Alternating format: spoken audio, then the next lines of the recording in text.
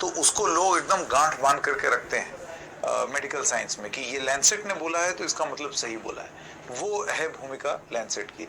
Lancet जो है ये दिक्कत कर रहा है हिंदुस्तान में, उसको लेकर के चर्चा जोरों शोरों पर है कि ये कौन सा है, ये यूके स्ट्रेन है, अमरावती स्ट्रेन है, डबल म्यूटेशन है, क्या म्यूटेशन है, साउथ अफ्रीका स्ट्रेन है।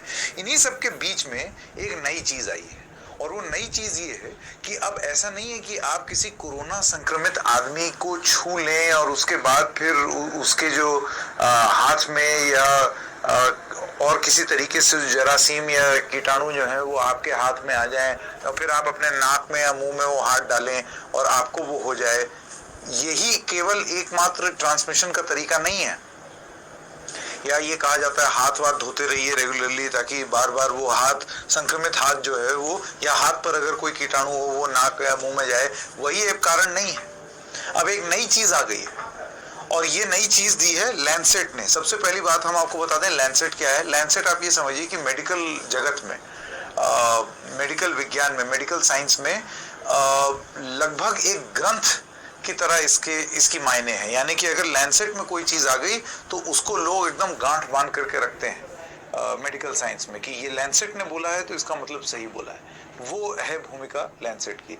लैंसेट थी जिसने स्पुतनिक को सबसे पहले बोल दिया था कि ये इनके फेज 3 ट्रायल जो है उसमें वाकई इनकी एफिकेसी अच्छी है। लैंसेट ही थी जिसने हमारी कोवैक्सीन, जब कोवैक्सीन पे सवाल उठ रहे थे, उन्होंने बोला कि नहीं इतनी बुरी नहीं है, अच्छी है और इसका इमरजेंसी यूज नहीं, अब इसको आप माने वैक्सीन।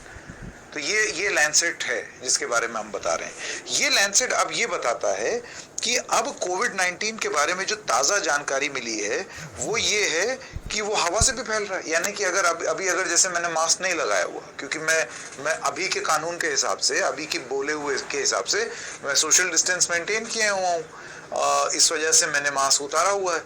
लेकिन लैंसेट की इस रिपोर्ट के हिसाब से इस कमरे की हवा में भी वो कीटाणु घूम रहे हैं कोविड-19 के। तो महज सांस ले लेने से भी कोविड-19 हो सकता है। लैंसेट की रिपोर्ट कहती है evidence supporting airborne transmission is overwhelming. यानी कि हवा में इसका होना, इसके इतना प्रमाण मिला है कि जिसकी कोई हद नहीं, ओवरवेलमिंग है, ये लैंसेट का कहना है। लैंसेट फिर कहती है evidence supporting large droplet transmission almost non existent. यानी कि उनका ये कहना है कि अब जो जानकारी मिली है उसके हिसाब से, जैसे आपने बहुत कस के छींक दिया तो जो छींक है वो उड़ करके किसी और को लगी, तो इसको लार्ज ड्रॉपलेट बोला जाता है। तो इस लार्ज ड्रॉपलेट से कोरोना के फैलने का या संक्रमित हो जाने का लोगों का, उसका प्रमाण अब ऑलमोस्ट बहुत कम हो गया है लैंसेट के हिसाब से। अब हवा से ही फैलता चला जा रहा है। यानी कि आप बाहर गए, आपने 1 सेकंड के लिए मास्क उतारा, एक लंबी सी सांस भरी और उससे भी हो सकता है अगर वहां पर कोविड हुआ तो। अब आप सोचिए कितनी खतरनाक चीज है।